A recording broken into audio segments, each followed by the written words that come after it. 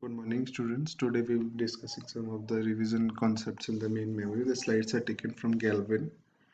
They are free to use. Okay, so what the main memory is? Memory is that portion of the operating system where the program actually resides. So in this topic, we will be discussing about some of the background. What is the swapping, how the process are actually kept inside the storage. What is contiguous memory allocation? What is segmentation? What is paging? What is the structure of page table? Okay. So first, we will need to know what is the memory itself. So basically, all the programs, as we already know, that the modern operating systems are interrupt driven. Interrupt driven means a program is only loaded inside the memory whenever it is called. Okay. So before that, we need to understand the program is actually residing in the disk. Initially, it is residing in the disk. Whenever the program is needed by the operating system, it is called in the memory for the execution. Okay, so main memory and registers are storage which CPU can actually access directly. Other than that, we have to keep the programs in the secondary storage. Okay, so what is the base and limit register? So base register is suppose we are considering a memory. Suppose we consider this as a memory. The memory can be termed in the form of RAM also. Okay, so 0 to 256 000, this portion of memory is actually reserved for the operating system process, kernel process, etc. And this is actually the portion of that particular memory which is this portion is allocated to the user level process or the other process inside the memory itself. Okay, so first we have a pair of base and limit register. Okay, what the base and limit register actually do? This base register is actually responsible for pointing the next free location inside the memory. Okay, so here in case suppose there is process P1 which is actually residing in the memory. Okay, this portion is actually allocated to the operating system process. This is allocated to the operating system process where the operating system services, essential services are actually residing in the memory. This portion is actually loaded by the memory by default when the operating system will actually start. This 0 to this particular portion actually denotes the size of your memory. This complete is the size of the memory. And secondly, this operating system is the portion where the operating system programs are actually kept. So this process P1 is suppose residing in the memory locations from 256 000 to 3 This is a portion where process P1 is actually residing in the memory. In the next portion, we have the base value. Base value is actually that value where actually it is initially we consider this portion as blank. This portion as blank. So base value is actually our memory is divided into different segments initially. Okay, so this 256, this is segment 1, this is segment 2, and so on. So in this case, the memory is actually divided into different segments. So in segment 1, we have process P1 residing. Okay, that may be complete, that may be incomplete, that we will discuss later on. Okay, but this portion is actually for the process P1. So base value is actually that particular value where the next free location of the memory. Suppose we consider that this portion of memory is actually there is no process in this particular segment of the memory. That means this particular portion of memory is blank. It is vacant at the initial step. So base value is pointing to 30040. That means at this particular location the memory is unallocated or no process is actually been residing in the memory.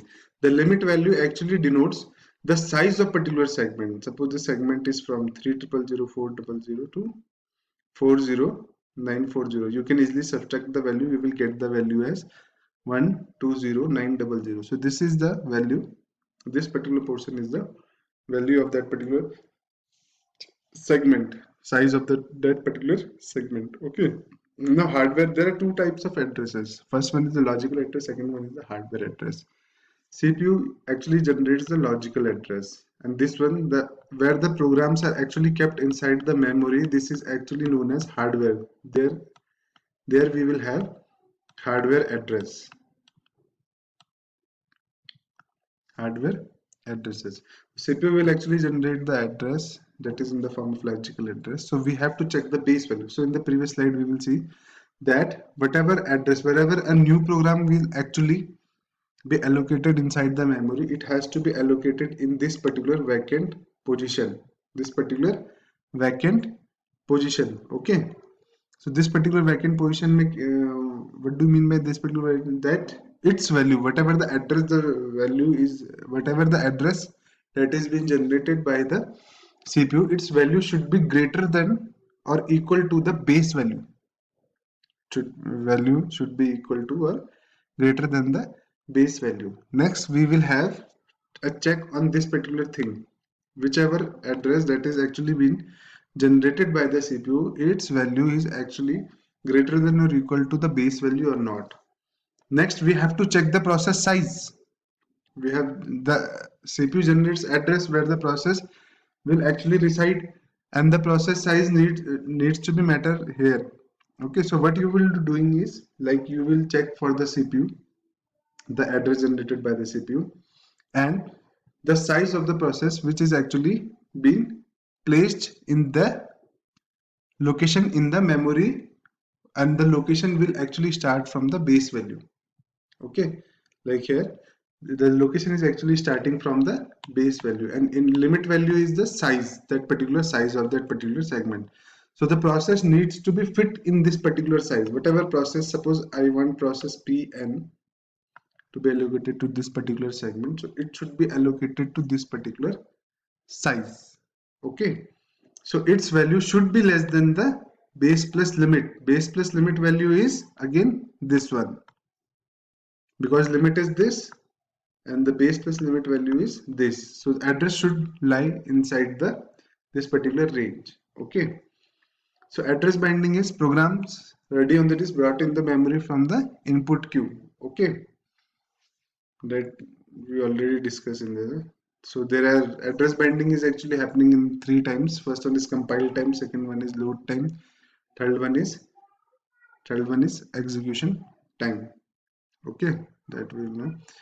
Physical address is the actually properly managed. It is dealing with the proper memory management techniques, and it is actual address of the program which is actually residing in the memory. Logical address is actually generated by the CPU. This logical address, physical address, you can relate it to the IP address and MAC address also.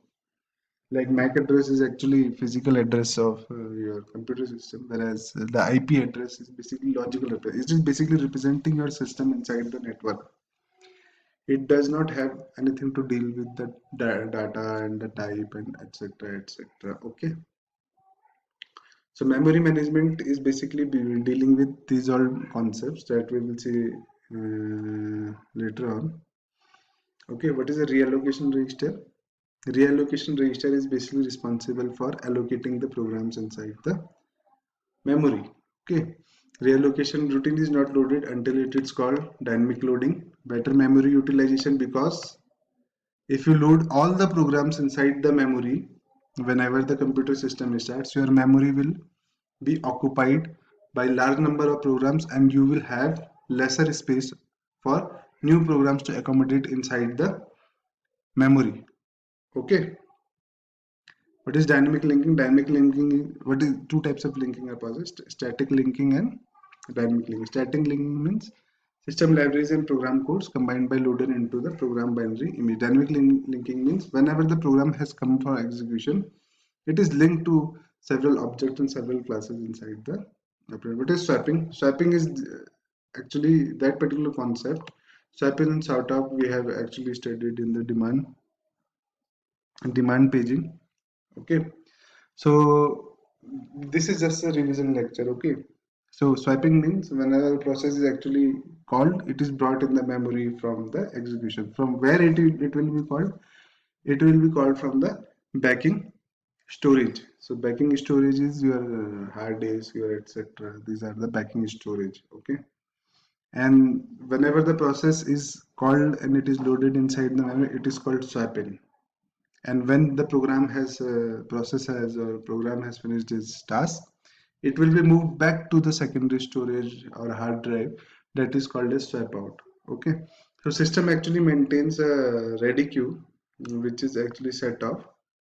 Ready queue is actually a queue where all the process will be kept for execution inside the operating system. Okay, like this: swap out, swap in.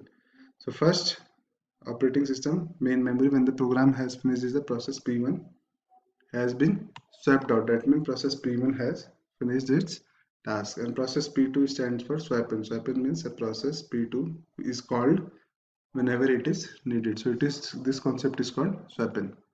Okay, next we will discuss in next lecture. If you have doubt, you can clearly explain or ask me. Okay,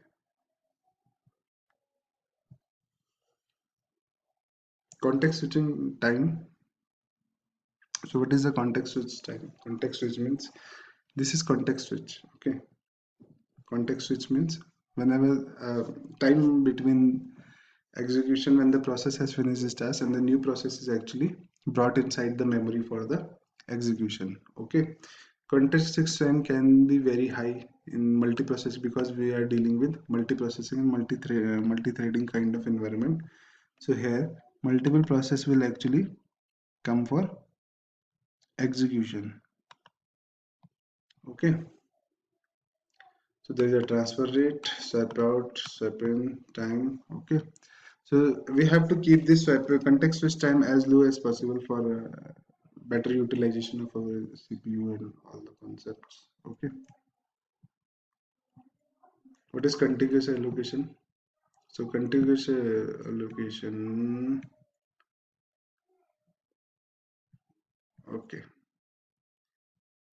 is not given. Contiguous allocation is big.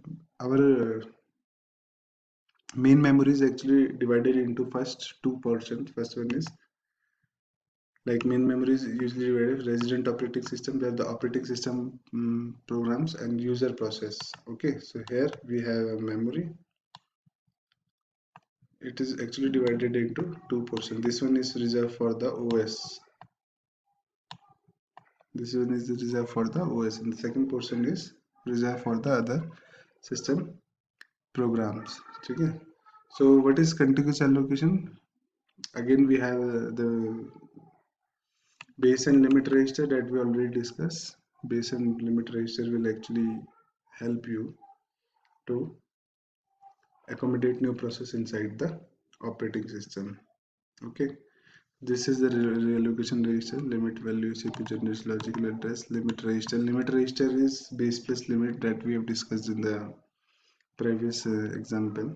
Okay, and then reallocation register will actually point to the physical address. This is actually pointing to the physical address inside the memory. Okay, so reallocation register is basically responsible for allocating the physical addresses and all the process inside the memory. One important concept is there: the degree of multiprogramming is actually limited by the number of partition. That actually signifies more the number of partitions you have, more the number of process will be accommodated inside the operating system. Variable size partition, like in the case of contiguous allocation, we have two forms actually. First one is fixed size partition, second one is variable size partition. So in the case of fixed size partition, each block has been allocated a specified size, and this size will remain equal in the case of fixed size partition. In the variable size partitioning scheme, we actually have different size. One block will be bigger, one block will be small, and so on. Okay.